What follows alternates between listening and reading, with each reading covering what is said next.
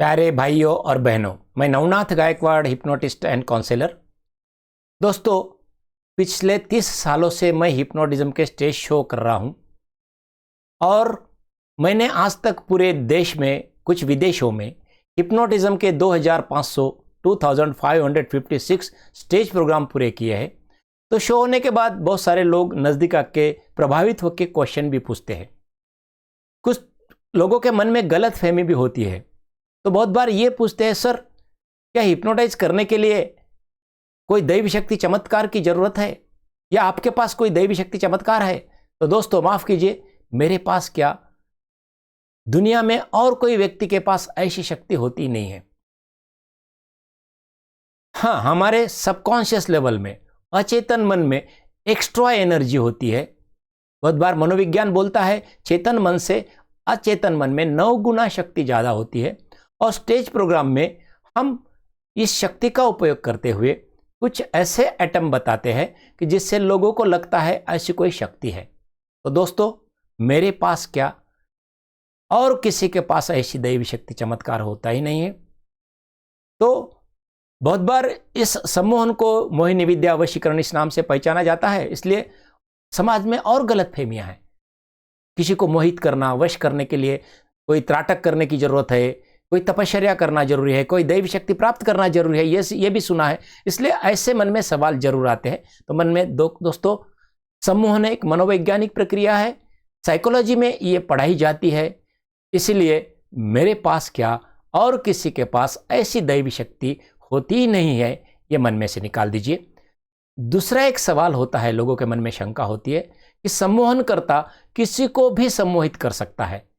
ये भी लोगों के मन में गलतफहमी है। दोस्तों, ऐसा बिल्कुल नहीं है। सम्मोहित करने के लिए सम्मोहित होने वाले व्यक्ति की इच्छा होना बहुत जरूरी है। जब तक उसकी इच्छा नहीं है, वर्ल्ड का कोई उसे हिप्नोटाइज कर नहीं पाता है। जो बोलता है मैं हिप्नोटाइज होता ही नहीं हूं, वो हिप्नोटाइज बिल्कुल नहीं होता है दोस्तों। और हिप्नोटाइज होने के लिए व्यक्ति की इच्छा के साथ साथ उसकी मन की एकाग्रता अच्छी होनी चाहिए और उसकी ग्रहण करने की क्षमता अच्छी होनी चाहिए। ये 3 चीजें बहुत जरूरी है। तो मन की एकाग्रता, ग्रहणशीलता और खुद की इच्छा हो तो व्यक्ति इस अवस्था में जाता है। इसे साइंटिफिक वर्ड है, वो है ट्रांस।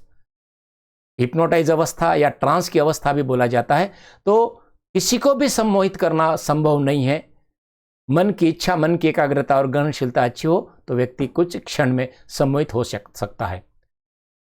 तीसरी और गलतफहमी ऐसी है कि सम्मोहित होने वाले व्यक्ति कम बुद्धि के, कच्चे मन के होते हैं। यह भी गलतफहमी मन में से निकाल दीजिए दोस्तों, कि सम्मोहित होने वाले व्यक्ति बहुत क्लेवर होते हैं। जनरली नॉर्मल लोग ही सम्मोहित होते हैं। कम बुद्धि के लोग या मतिमंद लोग कभी भी हिप्नोटाइज नहीं होते हैं।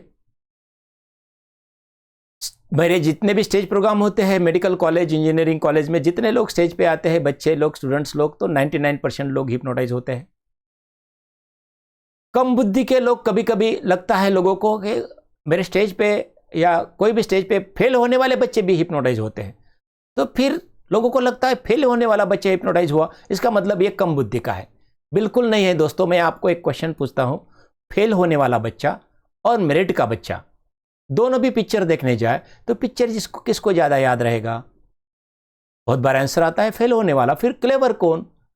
दोस्तों, दोनों भी होशियार होते हैं। There is no bad memory, bad memory होती नहीं है। क्लेवर लोग ही हिप्नोटाइज होते हैं, कम बुद्धि के लोग हिप्नोटाइज नहीं होते हैं। ये मन में से निकाल दीजिए।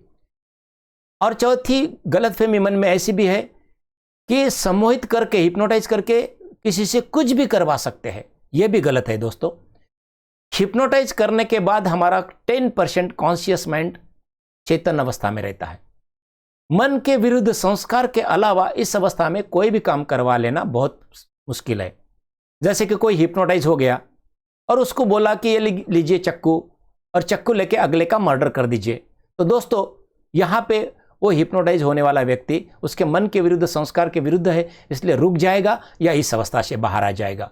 कोई लड़की है या कोई महिला है, वो सम्मोहित हो गई और उसको नचवाने की हम लोगों ने कोशिश की, तो वो वही रुक जाएगी। उसको नाचना नहीं है तो बिल्कुल नहीं नाचेगी, रुकेगी और इस अवस्था से बाहर आ जाएगी। इसलिए सम्मोहन में कुछ भी करवाना संभव नहीं है दोस्तों। कभी कभी यह भी बोला जाता है कि सम्मोहित करके, हिप्नोटाइज करके किसी को भगा के लेके जा सकते हैं या किसी को लूटा जा सकते हैं। यह भी संभव नहीं है दोस्तों। किसी को भगा के लेके जाना संभव होता तो सभी हिप्नोटिस्ट क्या अच्छे है, ऐसा थोड़ा ही होता है। कोई बदमाश भी हो सकता है और फिर वो यहाँ थोड़ा ही आता, बंबई जाता, फिर एक दिन एक हीरोइन को भगाए, दूसरे दिन दूसरी हीरोइन को भगाए, वही काम किया रहता। दोस्तों इंडिया में गिने चुने लोग हिप्नोटाइज करने वाले लोग हैं, हिप्नोटिज्म के स्टेज शो करने वाले हैं। नियर अबाउट मैं तो बोलता हूं 300 भी नहीं है आज तक किसी पूरे इंडिया में। और इसमें से एक आधा बदमाश भी हो सकता है। अगर लूटना संभव है दोस्तों, तो आपको भी मालूम है बहुत सारे लोगों के पास ब्लैक मनी है, अब्जों रुपए है उनके पास। ऐसे लोगों के पास हिप्नोटिस्ट जाता और उसको हिप्नोटाइज करके 100-200 करोड़ से लूट लेता। एक बार अगर लूट लिया तो जिंदगी में हिप्नोटिज्म का शो करने की उसको जरूरत नहीं है। लूटना, भगा के लेके जाना संभव नहीं है दोस्तों। यह भी गलतफहमी मन में से निकाल दीजिए।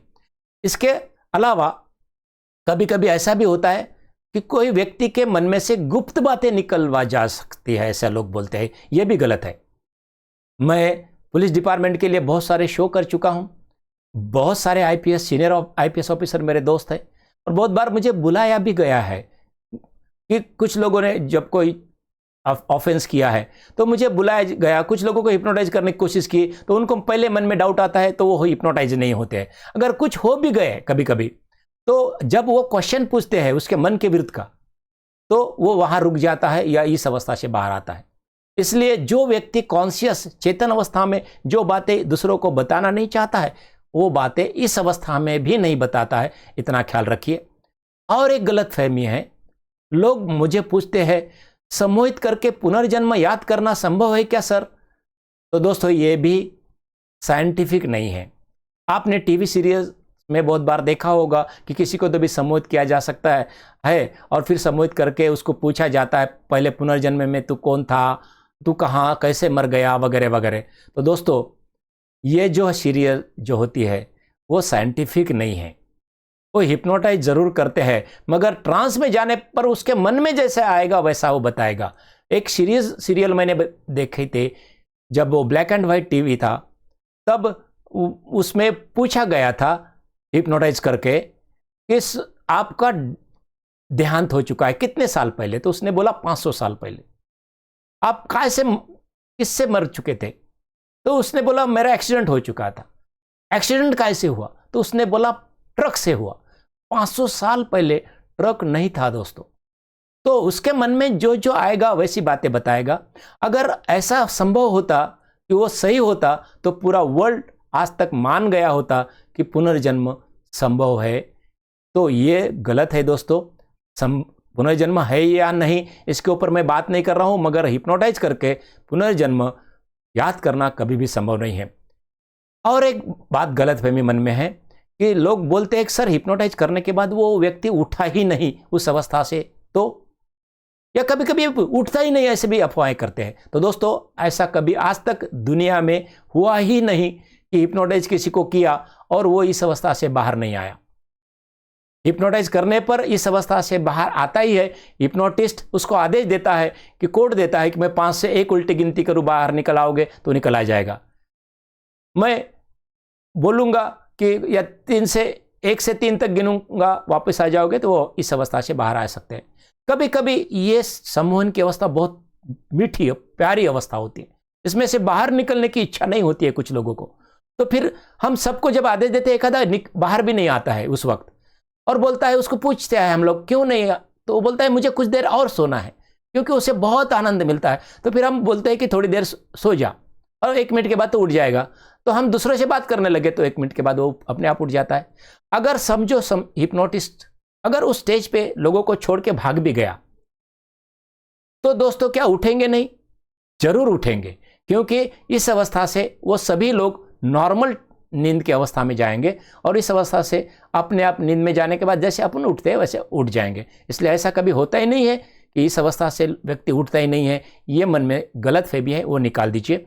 और बहुत बार ये भी क्वेश्चन पूछते हैं मुझे कि सर जादूगर के सम्मोहन जो प्रोग्राम करते हैं, तो जादूगर का पूरा शो है सम्मोहन होता है क्या, हिप्नोटिज्म होता है क्या? तो ये भी गलत है दोस्तों। जादूगर, बहुत सारे जादूगरों को हिप्नोटिज्म आता ही नहीं है। और कुछ लोग हिप्नोटिज्म के 1-2 अटेम्प्ट करते हैं, उनको वो उतने ही आता है, उससे ज़्यादा हिप्नोटिज्म का साइंटिफिक नॉलेज उनको नहीं होता है।